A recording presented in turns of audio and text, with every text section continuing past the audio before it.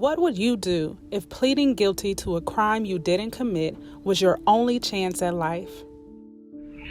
I gotta take this plea to at least get a chance at life. I ain't live life. I got life coming up 17. People will say all the time, nobody would ever plead guilty to something they didn't do. And usually a person who says that says, I would never plead guilty to something I didn't do.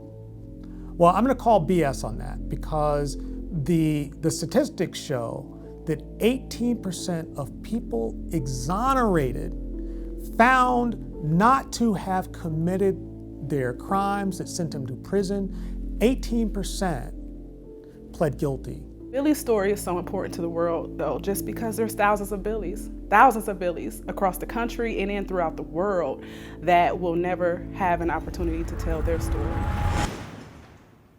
My name is William Billy Pennington, and I'm currently incarcerated for a murder that I did not commit.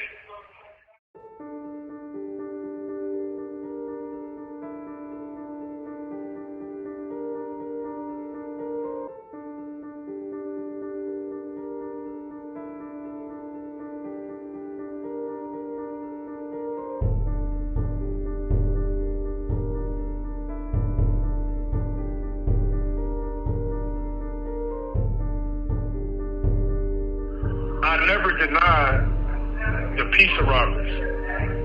I was young, needed money. And yeah, I did it. I participated in that. I did that.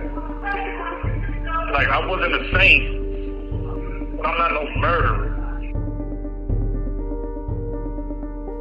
He was becoming more cutthroat. Every day you can count on somebody to get shot, somebody to get robbed. I kept telling myself I need money. I said, I'm going to just sell dope a little bit more and I'm going to get out. I'm going to get out the street. And next thing you know, I'm locked up. It's easy for you to pick a guy that's in the neighborhood right down the street that grew up in the neighborhood and say, yeah, well, he can fit that criteria. Man, that's every black man out here. It's just overwhelmingly depressing, frankly, that there does not seem to be a single step in this process that is insulated from the negative impact of racial bias. There was one piece of forensic evidence, a shoe print. When the police arrested Billy for the pizza robberies, they took his Nike Air Force Ones. They said his shoe matched the print made at Richie's, to the exclusion of all others. Saying to the exclusion of all other shoes is absurd. I've seen a pretty high rate of error on footwear impressions. So accuracy is absolutely not 100%. How common that treadwear impression is, how common that shoe size is. 10 million people own Nike Air Force One shoes. Only Billy is locked up because of them. There was only one witness. My lawyer, public defender, was saying, if you go to trial, they have a guy saying they seen you do it because they got an eyewitness. You're going to get natural life, or you will never get a chance of going home. Benny Lyles was the only person who placed Billy at Richie's that night. Lyles and Billy were high school classmates who did not get along. Lyles has since admitted he lied. I think it put pressure on him knowing that we had bad blood. If you've been in a little neighborhood and you beefing with somebody, that means every day, like when we see each other, we about to get into it or whatever, and we actually did get into it. We had a brawl altercation. Because now that I'm kind of actually thinking back, for me, it was a little money based, but more so revenge. It was definitely revenge. Definitely revenge.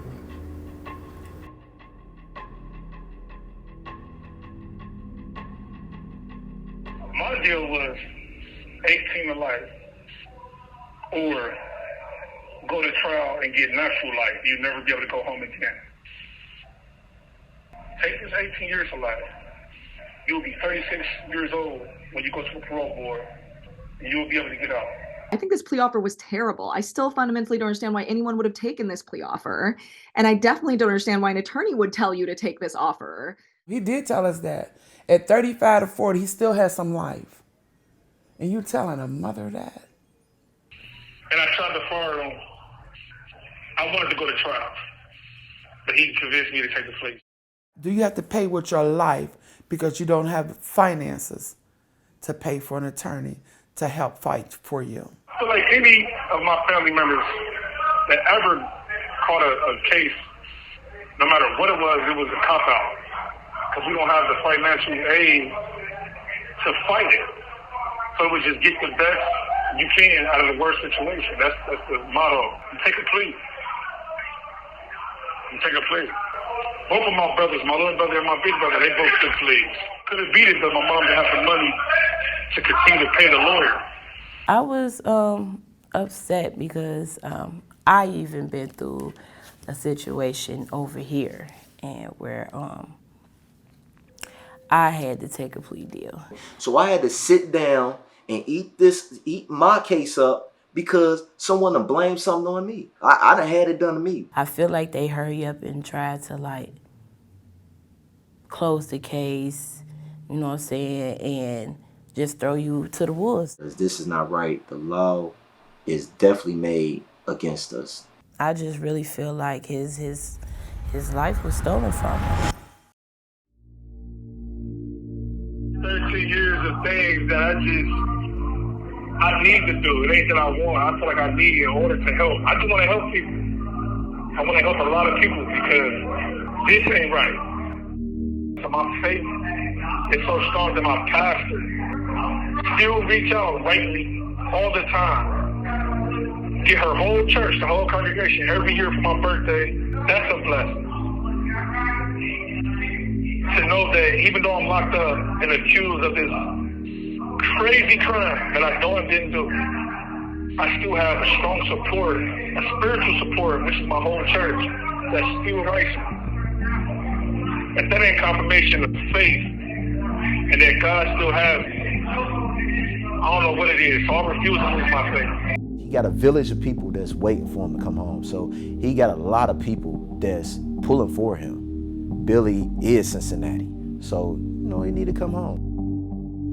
To be accused and incarcerated for murder, every day I think about that, and it hurts that I'm doing time, 18 life to be exact, for murder that I know I didn't do, God know I didn't do, and the state know I didn't do. I was just young, broke, and I had to take a plea.